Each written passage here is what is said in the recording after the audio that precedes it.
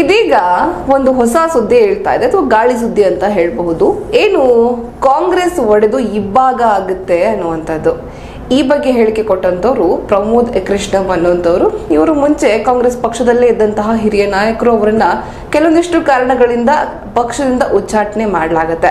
ಇದಾದ ನಂತರ ಇವಾಗ ಏನು ರಾಹುಲ್ ಗಾಂಧಿ ಅವರು ರಾಯ್ಬರೇಲಿ ಕ್ಷೇತ್ರದಿಂದ ಸ್ಪರ್ಧೆ ಮಾಡ್ತಾ ಇದ್ದಾರೆ. ಈ ಕಾರಣದಿಂದಾಗಿ ಪ್ರಿಯಾಂಕಾ ಗಾಂಧಿ ಮತ್ತು ಅವರ ಮಧ್ಯೆ ಅಷ್ಟೊಂದು ಸಂಬಂಧಗಳು ಸರಿಯಾಗಿ ಉಳಿದಿಲ್ಲ ಮತ್ತು ಅವರ ಬೆಂಬಲಿಗರು ಕೂಡ ಒಂದು ರೀತಿ ಮುನಿಸ್ಕೊಂಡಿದ್ದಾರೆ ಅನ್ನುವಂತಹ ಮಾತುಗಳನ್ನ ಹೇಳಿದ್ದಾರೆ. ಜೊತೆಗೆ ಈ ಎಲೆಕ್ಷನ್ ಮುಗಿದ ತಕ್ಷಣವೇ ಈ ಪಕ್ಷ ಒಡೆದು ಇಬ್ಬಾಗ ಆಗೋದು ಗ್ಯಾರಂಟಿ ಅಂತ ಅವರು ಹೇಳಿದ್ದಾರೆ. ಪಕ್ಷ ಇಬ್ಬಾಗ ಮಾಡೋದಕ್ಕೆ ಮತ್ತೆ ಚುನಾವಣೆ ಮುಗಿಯೋವರೆಗೂ ಯಾಕೆ ವೇಟ್ ಮಾಡಬೇಕು ಅಂತ ಅಲ್ಲ, ನಾ ಕೇಳೋದಿಷ್ಟೇ. ಈಗ ಅವ್ರು ಯಾರು ಹೇಳ್ತಾ ಇದ್ದಾರೋ ಪಕ್ಷ ಇದೆ ಎಲ್ಲಿ ಅಂತ, ಎಲ್ಲಿ ಹೊಡಿತದ ಅದು. ಯಾಕಂದ್ರೆ ಉಳಿದವ್ರು 30-40 ಮಂದಿ ಉಳಿದಿದ್ದಾರೆ, ಅವರು ಓಡೋಡಿ ಹೋಗ್ತಾ ಇದ್ದಾರೆ ಒಬ್ಬರಿಂದ ಒಬ್ಬರು.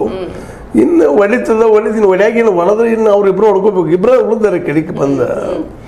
ಇನ್ನೇನು ಹೊಸ ಹುಡುಗರು ಬರ್ತಾರೋ ಏನು ಬರ್ತಾರೋ ಗೊತ್ತಿಲ್ಲ, ಏನು ಡೆವಲಪ್ ಆಗಿದ್ರು ಗೊತ್ತಿಲ್ಲ. ಯಾಕಂದ್ರೆ ಈ ನ್ಯಾಯಯಾತ್ರೆಯಲ್ಲಿ ಅನೇಕ ಜನ ಅವ್ರು ಭೇಟಿ ಆಗಿದ್ದಾರೆ, ಸಂಪರ್ಕ ಬಂದಿದ್ದಾರೆ, ಮಾತಾಡಿದ್ದಾರೆ, ಚರ್ಚೆಗಳಾಗಿದ್ದಾವೆ, ಹೊಸ ಹುಡುಗರು ಬರ್ತಾ ಇದ್ದಾರೆ. ಒಂದು ಕಡೆ ಆಶೆಗಳಿಂದ ಕಾಂಗ್ರೆಸ್ ನೋಡ್ತಾ ಇದ್ದಾರೆ. ಅವ್ರು ಯಾರು ಹೊಸದಾಗಿ ಬರ್ತಿರ್ಬೋದು ವಿನಃ ಈಗ ಇದ್ದವರಲ್ಲಿ ಯಾರು ತಳಿದ್ರು, ಯಾರು ಒಬ್ಬ ನಾಯಕರ ಹೆಸರು ಹೇಳಿ ನೋಡೋದ್ರಲ್ಲ. ಇನ್ನು ಉಳಿದವ್ರು ಖರ್ಗೆ ಅವರಂತ ಎಲ್ಲಿ ಹೋಗೋಕ್ಕೆ ಸಾಧ್ಯ ಇಲ್ಲ. ಯಾಕೆ ಹೋಗೋಕ್ಕೆ ಸಾಧ್ಯ ಇಲ್ಲಪ್ಪ ಅಂದ್ರೆ ಮುಗಿದೋಗ್ಬಿಟ್ಟದ ಅವ್ರದ್ದು ಆಯುಷ್ಯ ಮುಗಿದದ. ಮತ್ತು ಅವ್ರು ಕಾಂಗ್ರೆಸ್ನ ಏನು ಪಡಿಬೇಕಾಯ್ತು ಎಲ್ಲ ಪಡೆದಿದ್ದಾರೆ, ಅಧ್ಯಕ್ಷರು ಆಗಿದ್ದಾರೆ. ನಾಳೆ ಒಂದೇನೋ ಅವಕಾಶ ಸಿಕ್ಕರೆ ಸಮ್ಮಿಶ್ರ ಸರ್ಕಾರ ಆಗೋದೇನೋ ಬಂತಪ್ಪ ಅಂತಂದ್ರೆ ಪ್ರಧಾನಿ ಆಗೋ ಅವಕಾಶ ಅದ. ಅಂದಾಗ ಅವ್ರು ಯಾಕೆ ಹೊಡೆದು ಹೋಗ್ತಾರೆ, ಇಲ್ಲಿ ಹೋಗ್ಬೇಕು ಅವರು. ಇನ್ನು ಯಾರು ಹೊಡಿತಾರೆ ಹೇಳಿ, ಒಬ್ರು ಹೆಸರು ಹೇಳಿ ಯಾರು ಹೊಡಿತಾರೆ. ಈಗ ಅಕ್ಕ ತಮ್ಮ ನಡಕ ಹೇಳ್ತಾ ಇದ್ದಾರೆ, ಅಣ್ಣ ತಂಗಿ ನಡಕ ಹೇಳ್ತಾ ಇದ್ದಾರೆ. ಅಣ್ಣ ತಂಗಿ ನಡಕಂತೀವಿ ಒಡಕ್ಕೆ ನೋಡ್ರಿ, ಮನೆಯವ್ರಿಗೂ ಜಗಳ ಇರ್ತಾವೆ, ಹೋಗ್ತಾವೆ, ಜಗಳ ಇರ್ಬೋದು ಅವರು. ಆದರೆ ಈಗ ಒಂದು ಪಕ್ಷ ವಿಷಯ ಬಂದು ಹೇಳಿದಾಗ ಅವರಿಬ್ಬರು ಬೇರೆ ಹಾಕ್ತಾರೆ, ಅವ್ರ ಫಾಲೋವರ್ಸ್ ಬೇರೆ, ಇವ್ರ ಫಾಲೋವರ್ಸ್ ಬೇರೆ ಆಗ್ತಾರೆ ಅನ್ನುವಂಥ ಮಾತಾ ಸುಮ್ಮನೆ ಅಪ್ರಬುದ್ಧ ಮನುಷ್ಯ ಮಾತಾಡಿದಂಗೆ ಆಯ್ತು. ಯಾಕಂದ್ರೆ ಹೊಡಿಯೋದಕ್ಕೆ ಅದು ಏನೂ ಉಳಿದಿಲ್ಲ, ಎಲ್ಲ ಹೊಡ್ಕೊಂಡು ಹೋಗಿಬಿಟ್ಟಿದ್ದಾರೆ.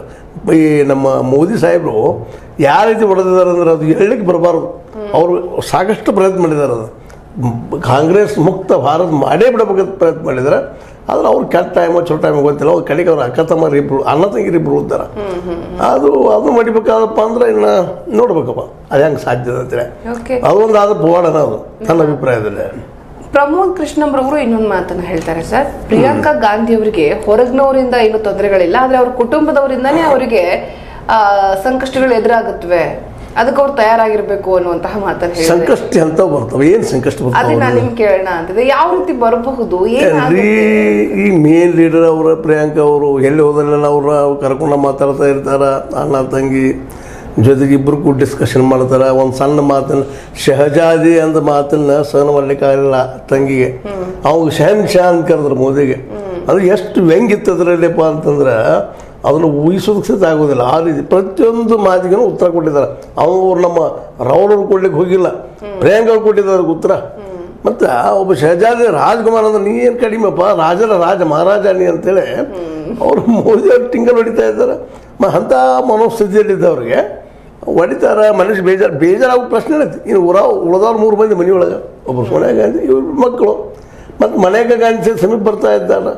ಅದ್ರ ಜೊತೆಗೆ ಅವು ವರುಣ ಗಾಂಧಿ ನಮ್ಮ ಅಕ್ಕ ಅಂತ ಹೇಳ್ತಾ ಇದ್ದಾರೆ, ಹುಡುಗ ಹೋದಲಿಲ್ಲ.